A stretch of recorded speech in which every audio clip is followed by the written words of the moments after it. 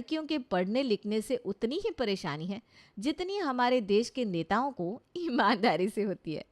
उसने अपने बड़े बेटे की शादी भी ऐसी लड़की से की जो ज़्यादा पढ़ी लिखी नहीं थी। अब ऐसी ही लड़की वो अपने छोटे बेटे के लिए भी ढूंढ रहा है। एक लड़की का रिश्ता पता लगा है। अभी 17 साल की है, सीधी सादी गांव की रहने वाली है, 12वीं तक पढ़ी है, उम्र भी कम है तो पढ़ाई लिखाई के लिए ज़्यादा किटकिट भी नहीं करेगी। मैं तो कहता हूँ अनुज की शादी उसी से करवा देते हैं। जैसा आपको ठीक लगे पापा। लेकिन लड़की ज़रा छोटी नहीं है शादी के लिए? उम्र कम लग रही है ना? कोई कम उम्र नहीं है। बड़ी लड़की से शादी करवाएंगे तो अपने हक के लिए बोलने लगेगी। देखा नहीं है क्या तुमने किस तरह लड़कियों की ज़बान चलती है आजकल? और वैसे भी ये सब फैसले घर के मर्द करते हैं। मैंने तो सोच लिया है कि अनुज की शादी उसी लड़की से करवाऊंगा। अब मंगत राम ने एक बार जो फैसला कर लिया तो मान लो वो पत्थर की लकीर हो गई। उसने झट से अपने बेटी की शादी उसके साथ फिक्स कर दी। ये ले बेटा, ये शादी के कार्ड है, सब रिश्तेदार और पड़ोसियों में बांट देना। अरे रिश्तेदारों तक तो ठीक है पापा, लेकिन पड़ोसियों में बिल्कुल नहीं। क्यों? पड़ोसियों से तेरी क्या दुश्मनी है भाई, जो उन्हें शादी का कार्ड नहीं देना चाहता? आपको पता है पापा कि लड़की अभी 17 साल की है, और हमारे पड़ोसियों का तो आपको पता ही है कितने पंचायती है। अगर एक बार उनको पता लग गया ना कि लड़की की उम्र कम है तो उसी टाइम पुलिस को बुला लेंगे। अरे ये तो मैंने सोचा ही नहीं। अच्छा हुआ जो तूने बता दिया, वरना ये पड़ोसी तो हमें जेल पहुंचा देते। अच्छा चल, रिश्तेदारों को कार्ड दे दे। वैसे भी शादी तो गांव में ही करेंगे, इन्हें क्या ही पता लगेगा। अब पूरा शर्मा परिवार अपने छोटे बेटे अनुज की शादी के लिए गांव पहुंच जाता है, और कुछ दिन बाद जब वो गांव से अपने घर वापस लौटते हैं तो अपनी नई नवेली बहू को एकदम सिंपल लड़की की तरह घर लेकर आते हैं, और कानों कान किसी को कुछ खबर भी नहीं होने देते। सुनो सुनीता बहू, छोटी बहू को ज़रा अच्छे से समझा देना कि अगर कभी कोई घर में आ जाए और उससे कुछ पूछे तो ये बोल दे कि मेरे मामा जी का घर है और अपनी पढ़ाई करने के लिए मैं यहाँ पर आई हूँ। किसी के सामने अपना मुंह ना खोल दे। जी ठीक है, आप चिंता मत करिए, मैं समझा दूंगी। सुनीता अपनी छोटी बहू के पास जाती है और उसे सब कुछ अच्छी तरह से समझा देती है। अगले दिन, अरे माँ जी, ये शीला आंटी तो हमारे घर की तरफ ही आ रही हैं। अगर इन्हें नेहा के बारे में पता चल गया तो ये पूरे मोहल्ले में ढिंडोरा पीट देगी। लो आ भी गई। अरे कैसी हो सुनीता बहन? कल मैं छत पर कपड़े धो रही थी तब देखा तुम लोग गाड़ी से आए थे। तुम्हारे साथ एक लड़की भी थी, कौन है वो? अनुज बेटे की शादी वादी कर दी क्या? लेकिन शादी के हिसाब से तो लड़की की उम्र छोटी लग रही थी। शादी? इधर सुनीता की जबान शर शादी का नाम लेते हुए लड़खड़ा रही थी, और उधर नेहा माँ जी करती हुई वहां पर आ गई। माँ जी, आज खाने में भिंडी की सब्जी बना लूं क्या? हे भगवान, ये क्यों इस टाइम पर यहाँ आ गई? ऊपर से इसके सामने मुझे माँ जी भी बोल रही है। इतना समझाया था इसे लेकिन कोई फ़ायदा नहीं। क्या हुआ माँ जी, बताइए ना। माँ जी, इसका मतलब मैंने सही सोचा था, तुम्हारी छोटी बहू है ये। लगता है तेरी उम्र के साथ साथ तेरे कान भी बूढ़े हो गए हैं शीला। ध्यान से सुन, माँ नहीं मामी जी बोल रही है वो। और तुझे कितनी बार बुलाए नेहा बेटा, एक माँ के साथ दूसरा मी भी जरा ठीक से लगाया कर। जब देखो तब मुंह में बोलती रहती है। अरे मेरे दूर की ननद की बेटी है ये, पढ़ने के लिए आई है यहाँ पर, और मुझे माँ जी नहीं मामी जी बोल रही थी। मामी जी। जी हाँ, मामी जी। वो कभी कभी ना आधे शब्द मेरे मुंह में ही रह जाते हैं। तो खाने में आज भिंडी बना लूं मामी जी? अरे बेटा, तू क्यों भिंडी की सब्जी बनाएगी? जब तू यहाँ पर पढ़ने आई है तो अपनी पढ़ाई कर। और वैसे भी ना तेरी उम्र अभी घर का काम करने की नहीं है, पढ़ने लिखने की उम्र है। ये सब काम तो राधा बहू कर लेगी, तू जाकर पढ़ाई कर। जी। अच्छा, मैं ना थोड़ी सी चीनी लेने आई थी, तो वो मुझे दे दे राधा बहू। जी अभी लाई। राधा जल्दी से एक कटोरी चीनी लेकर आती है और उसे वहाँ से रफा दफा करती है। आज तो बाल बाल बचे मम्मी जी, लेकिन दिन में पता नहीं कितने पड़ोसी हमारे घर के आसपास से गुजरते हैं, और कितने तो घर ही आकर टपक जाते हैं। इनसे ना सावधान रहना पड़ेगा। तो ठीक कह रही है बहू, इनसे तो सावधान रहना पड़ेगा। एक बार शीला को बता दिया ना कि यहाँ ये पढ़ने के लिए आई है तो रोज़ आकर इसकी पढ़ाई की खबर लेगी। एक काम करती हूँ, अनुज से कहकर नेहा के लिए एक स्टडी टेबल और किताबें मंगवा देती हूँ, ताकि किसी को कुछ शक ना हो। नेहा बेटा, कभी भी कोई भी घर आए ना तो बस अपने स्टडी टेबल पर जाकर बैठ जाना। तब तो इसे सारा टाइम अपने स्टडी टेबल पर बैठकर सिर्फ और सिर्फ पढ़ने की एक्टिंग ही करनी पड़ेगी, क्योंकि पूरा मोहल्ला तो पूरे दिन हमारे घर में ही बैठा रहता है। अभी तो 1 महीने से मोहल्ले की औरतें यात्रा पर गई हुई हैं, इसलिए घर में इतनी शांति है। 1-2 दिन में सब आने वाली है, देखना कैसा हंगामा होता है बाद में। अब अगले ही दिन सुनीता नेहा के लिए उसके रूम में स्टडी टेबल लगवा देती है और उसके लिए बुक्स भी मंगवा देती है। अब जैसे ही कोई घर पर आए ना, वैसे ही अपने स्टडी टेबल पर पढ़ने बैठ जाना। जी माँ जी। पढ़ने बैठ जाना नहीं, पढ़ने बैठ जाओ। वो देखिए मम्मी जी, सामने से मोहल्ले की औरतों का ग्रुप आ रहा है। 1 नंबर की पंचायती है सारी की सारी। जाओ तुम जल्दी से अंदर। नेहा जल्दी से अंदर जाकर पढ़ने बैठ जाती है। अरे अभी तो हमने बाहर से देखा था, यहाँ पर एक लड़की भी खड़ी थी, हमारे आते ही अंदर क्यों चली गई? अरे निर्मला बहन, शीला ने बताया तो था, मंगत राम भाई साहब की दूर की बहन की बेटी यहाँ पढ़ने आई है, तो अंदर पढ़ने चली गई होगी। हाँ हाँ, पढ़ने ही तो गई है। और तुम बताओ, यात्रा से लाया हुआ प्रसाद देने आई हो क्या? हाँ वो भी लेकर आए हैं, लेकिन सोच रहे थे कि आ ही गए हैं तो राधा बहू के हाथ की चाय भी लेते हैं, साथ में थोड़े पकोड़े भी बना लेगी राधा बहू तो अच्छा हो जाएगा। जी जी, अच्छी तरह जानती हूँ, ये इधर पंचायत करने के लिए बैठी हुई हैं। पता है मुझे, इन्हें हमारी बातें हजम नहीं हो रही। अरे जाना राधा बहू, खड़ी खड़ी क्या सोच रही है। अब एक बार उनकी पड़ोसने घर पर आकर बैठ गई तो वहाँ से उठने का नाम ही नहीं लेती। राधा से पूरे 3 बार चाय बनवा कर पी और पूरे 4 घंटे के बाद उठकर अपने घर गई। हे भगवान, दिमाग खराब कर दिया इन दोनों ने तो मेरा। कौन सी ननद की बेटी है, ननद कहाँ रहती है, ये लड़की कौन सी पढ़ाई कर रही है, कब तक यहाँ रहेगी? मेरा दिमाग खा गई दोनों। चलो अब तुम और नेहा बहू मिलकर खाना बना लो, बहुत भूख लग रही है। नेहा राधा के साथ मिलकर रात का खाना बनवा देती है। तभी रात के समय, अरे नेहा, ये सारी किताबें और स्टडी टेबल बस दिखावे के लिए लेकर आया था। लगता है तुमने इसे ज़्यादा ही सीरियसली ले लिया। चिंता मत करो, इस टाइम पर घर पर कोई पड़ोसन नहीं आएगी, तुम आराम से आकर सो सकती हो। नहीं, ऐसी बात नहीं है। आज दिन में पड़ोस वाली आंटी 4 घंटे तक हमारे घर पर ही बैठी थी, तो मैं इतनी देर तक पढ़ाई की एक्टिंग तो नहीं कर सकती थी, तो मैंने सोचा इन बुक्स को पढ़ ही लेती हूँ। अब पढ़ते पढ़ते इंटरेस्ट आ गया तो सोचा पढ़ ही लूँ। वैसे भी ना 12th क्लास के बाद ग्रेजुएशन हो नहीं पाई, तो अब कर लेती हूँ। देखो नेहा, मेरे घर वालों ने मेरी शादी ही तुमसे इसलिए की क्योंकि तुम ज़्यादा पढ़ी लिखी नहीं थी।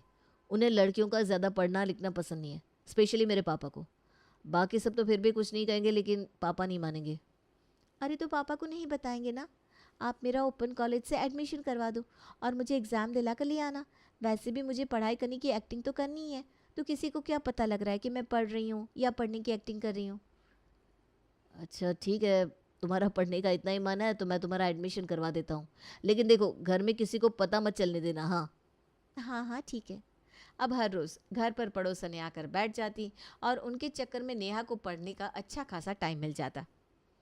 बस 1 घंटा और, अगर ये पड़ोस वाली आंटी यहाँ पर बैठी रही तो मज़ा आ जाएगा, मेरा ये वाला चैप्टर भी कंप्लीट हो जाएगा। लेकिन बहुत भूख लगी है, कुछ खाने को लेकर आती हूँ। नेहा बाहर हॉल में आती है। अरे नेहा बेटा, तुम बाहर क्यों आ गई? वो मुझे भूख लगी थी ना, तो कुछ खाने के लिए लेने आई थी। अरे तुमने तकलीफ़ क्यों की? मुझे बोल दिया होता, मैं तुम्हारे लिए ले आती। जाओ तुम अंदर जाकर पढ़ाई करो। हाँ, मैं तुम्हारे लिए खाना लेकर आती हूँ, तुम अंदर जाओ। जी। नेहा चुपचाप अपने कमरे में आकर पढ़ने लगती है। तभी राधा उसके लिए खाना लेकर आती है। तुम्हें बोला ना, कोई पड़ोसन बाहर बैठी हो तो बाहर मत आया करो और इसी स्टडी टेबल पर बैठा रहा करो। आज के बाद तुम्हें कुछ भी खाने को चाहिए ना तो मुझे आवाज़ लगा देना, मैं खुद देने आ जाऊंगी। ये पड़ोसनें जितनी बार तुम्हें देखेंगी उतने सवाल करेंगी। राधा तो ये सब बोलकर वहाँ से चली जाती है, लेकिन उसकी इन बातों से नेहा बड़ी खुश हो जाती है। ये तो अच्छा है, मेरा तो मन कर रहा है कि ये मोहल्ले की पड़ोसनें सुबह से शाम तक हमारे घर पर ही बैठी रहें। मैं आराम से अंदर पढ़ती रहूँगी और मुझे खाने को भी अपने आप मिलता रहेगा। अब हर रोज़ कोई ना कोई पड़ोसन उनके घर पर आकर बैठ जाती और नेहा आराम से पढ़ती और आराम से अपने कमरे में खाना खाती। ऐसे ही कुछ महीने बीत गए और उसने अपने फर्स्ट सेमेस्टर के एग्ज़ाम्स भी क्लियर कर लिए। लेकिन उसके बाद आया करवा चौथ। सुनो मम्मी जी, मैं छत पर देख कर आई हूँ, सारी पड़ोस वाली औरतों ने करवा चौथ मना लिया, तो अपनी छत पर तो अभी कोई नहीं है। अब हम आराम से जाकर करवा चौथ मना सकते हैं। चलो नेहा। अब तीनों अपने अपने पति के साथ करवा चौथ की रस्में कर रही थी और पड़ोस वाली शीला अपनी छत से कपड़े उतारने आई थी कि उसकी नज़र पड़ गई मांग में सिंदूर भरी करवा चौथ की रस्म कर रही नेहा पर। बाप रे बाप, इसका मतलब मेरा शक बिल्कुल ठीक निकला। ये इनकी कोई रिश्तेदार नहीं बल्कि अनुज की ही पत्नी है, जिसे ये इतने टाइम से छुपा रहे थे। लगता है इसे भगा कर यहाँ पर लाए हैं, तभी इतनी छुपम छुपाई कर रहे हैं। कल ही मोहल्ले की औरतों को इनके घर पर लेकर जाती हूँ। बहुत झूठ बोल लिया इन लोगों ने हमसे। अब नेहा के झूठ वाला भांडा तो शीला के सामने फूट चुका था। अगले दिन सुबह सुबह शीला सारी पड़ोसनों को लेकर उनके घर पहुंच गई। अरे तुम सब यहाँ पर, वो भी इतनी सुबह सुबह? मोहल्ले में कोई टपक गया है क्या? अरे नेहा जल्दी से मेरा लंच पैक कर दो, मुझे ऑफिस के लिए देर हो रही है। अभी तक तो अनुज का लंच उसकी भाभी पैक करती थी, तो अब उसका लंच नेहा क्यों पैक कर रही है? अरे अब नेहा अनुज का लंच पैक नहीं करेगी तो और कौन करेगा? लगता है तुम्हें पता नहीं, नेहा अनुज की शादी हो चुकी है। सुनीता की छोटी बहू है नेहा। छोटी बहू? अरे तुम्हारा दिमाग खराब हो गया है क्या? मैंने बताया था ना, मेरे दूर की ननद की लड़की है, यहाँ पढ़ने आई है। वो तो बस राधा बहू के काम में मदद करवा देती है। अब बस भी करो सुनीता बहन, तुम्हें क्या लगता है अगर तुम नहीं बताओगी तो हमें कुछ पता नहीं चलेगा? बहुत कोशिश की तुमने हमसे छुपाने की कि हमें पता ना लगे, लेकिन कल छत पर इसे करवा चौथ मनाते हुए देख लिया था मैंने। बेचारी फूल सी बच्ची को अपने घर की बहू बनाकर ले आए। अब समझ में आया, ये हमारे आते ही इसे अंदर क्यों भेज देती थी। सुबह सुबह इससे सारे घर का काम करवाती है और दिन में हमारे सामने ये दिखाती है कि ये पढ़ने के लिए यहाँ पर आई है। तुम्हारी कंप्लेंट तो हम पुलिस में करेंगे, इतनी छोटी लड़की को अपने घर की बहू बनाया। अरे ये सब आप क्या बोल रहे हो आंटी जी? नेहा पूरे 18 साल की है और हम दोनों ने लीगली शादी की है। अच्छा तो फिर दिखाओ कहाँ है तुम्हारी शादी के कागज़। नेहा ज़रा हमारा मैरिज सर्टिफिकेट तो लेकर आना। नेहा मैरिज सर्टिफिकेट लेकर बाहर आती है।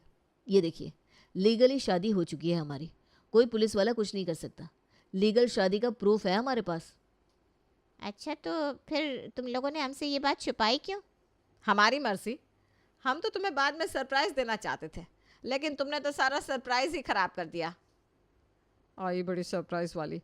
ठीक नहीं किया तुमने ये हमारे साथ, बेटे की शादी कर दी और एक मिठाई तक नहीं खिलाई। अरे मिठाई की क्या बात है, अभी खिला देती हूँ तुम्हें मिठाई। अरे रहने दो, तुम ही खाओ मिठाई।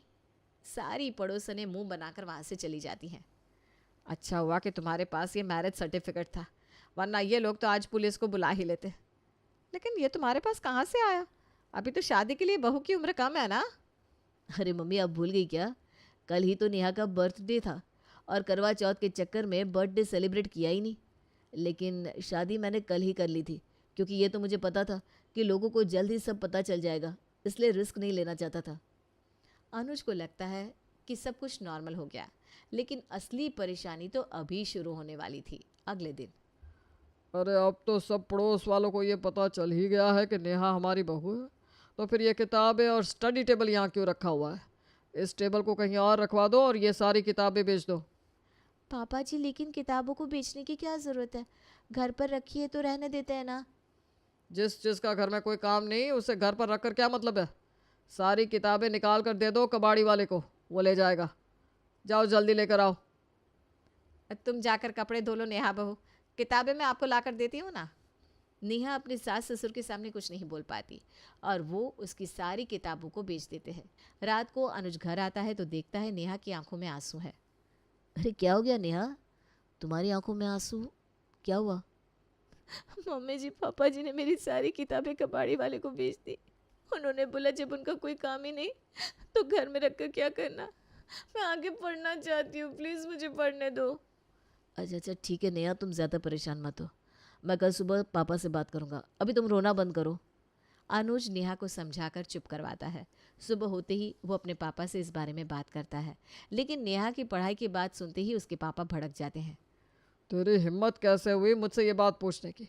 और जब हमने कहा था कि ये सब पढ़ाई का बस नाटक है, तो तूने बहू को पढ़ने दिया कैसे? और तो और कॉलेज में उसका एडमिशन भी करवा दिया और उसे एग्ज़ाम भी दिला कर ले आया। जो करना था वो तो कर दिया, लेकिन इसके आगे अगर दोबारा मेरे सामने कभी भी बहू के पढ़ने की बात की ना, तो मुझसे बुरा कोई नहीं होगा। घर की बहू का काम घर संभालना है, ये पढ़ाई लिखाई करना नहीं। देखिए पापा, आपके ज़माने में ये सब कुछ चल जाता था, लेकिन आज का ज़माना ऐसा नहीं है। और अगर नेहा पढ़ना चाहती है तो उसे पढ़ाने में क्या परेशानी है? पढ़ाई के साथ साथ वो घर का काम भी तो अच्छी तरह संभाल लेती है। एक बार मना कर दिया ना तुझे तो मेरे साथ बहस मत कर। मैंने बोल दिया कि बहू नहीं पड़ेगी तो नहीं पड़ेगी। अपने ससुर जी के मुंह से ऐसी बातें सुनकर वहां खड़ी नेहा की आंखों में आंसू आ जाते हैं और अनुज से उसकी आंखों में वो आंसू देखे नहीं जाते। अब खड़ा खड़ा मेरा मुंह क्या देख रहा है, जा यहाँ से। जा रहा हूँ पापा, दोबारा नेहा के लिए किताब लेने। अगर नेहा पढ़ना चाहती है तो वो जरूर पढ़ेगी। तेरी इतनी हिम्मत कि मेरे मना करने के बाद मेरे सामने ये बात बोल रहा है। ठीक है, ज्यादा शौक चढ़ रहा है ना तुझे अपनी पत्नी को पढ़ाने का, तो जा पढ़ा ले, लेकिन मेरी बात नहीं माननी तो मेरे घर से निकल जा और जो करना है कर। अजी ये क्या बोल रहे हैं आप? हाँ पापा, इतनी सी बात के लिए आप अनुज को घर से निकाल दोगे? इतनी सी बात है ये मेरे निर्णय के आगे जाकर अपनी पत्नी को पढ़ाएगा, इसके लिए तो मेरी कोई इज्जत ही नहीं है, तो फिर मैं इसे अपने घर में रखूं ही क्यों? पापा आप गलत सोच रहे हैं।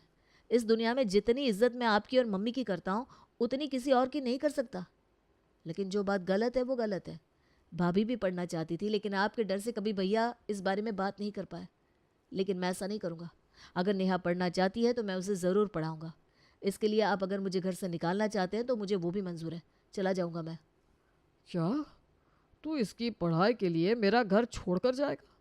आखिर अगर ये पढ़ लिख भी जाएगी तो क्या ही कर लेगी? उनकी बातों के बीच अचानक अनुज की भाभी को लेबर पेन शुरू हो। उसे जल्दी से हॉस्पिटल लेकर जाते हैं। जल्दी से अंदर लेकर आओ इन्हें। यहाँ पर लेडी डॉक्टर कहाँ है? लेडी डॉक्टर को अंदर भेजो ना। ये डॉक्टर अंदर क्यों जा रहे हैं? देखिए, इस शिफ्ट में लेडी डॉक्टर हॉस्पिटल में अवेलेबल नहीं है। क्या? तो फिर दूसरे हॉस्पिटल में लेकर चलो बहू को। लेडी डॉक्टर हो उसी हॉस्पिटल में जाएंगे हम। क्यों पापा, आपको तो लड़कियों का इस तरह पढ़ना लिखना पसंद नहीं, फिर भाभी की डिलीवरी के लिए पढ़ी लिखी लेडी डॉक्टर क्यों चाहिए आपको? जब आपकी नज़रों में आगे की पढ़ाई करने का हक सिर्फ लड़कों को है तो फिर एक फीमेल डॉक्टर की डिमांड कैसे कर सकते हैं आप? अनुज की इस बात से मंगत राम की नज़रें झुक जाती हैं। उसे समझ में नहीं आता कि अनुज की इस बात का क्या जवाब दे। बोलिए ना पापा। मंगत राम बिना कुछ बोले वहाँ से चला जाता है। अगले दिन सब हॉस्पिटल से घर आते हैं और मंगत राम को ये खुशखबरी देते हैं कि उसके घर पोती हुई है। तभी थोड़ी देर बाद अनुज और नेहा अपने बैग पैक करके वहाँ से जाने लगते हैं। रुको अनुज, तुम्हें यहाँ से कहीं जाने की ज़रूरत नहीं है। कल हॉस्पिटल में तुम्हारी उस एक बात ने मेरी आंखें खोल दी। तब तो मैं तुम्हारी उस बात का जवाब नहीं दे पाया, लेकिन अब अच्छे से मैं तुम्हारी बात समझ चुका हूँ। नेहा बहू आगे ज़रूर पढ़ेगी और मैंने राधा बहू को भी आगे पढ़ने नहीं दिया, लेकिन अब हम राधा बहू को भी पढ़ाएंगे और अपनी पोती को मैं पढ़ा लिखा कर डॉक्टर बनाऊंगा। मंगत राम की ये बातें सुनकर सबके चेहरों पर मुस्कुराहट छा जाती है और सही समय पर कही हुई अनुज की सिर्फ एक बात मंगत राम की सोच को पूरी तरह बदल देती है।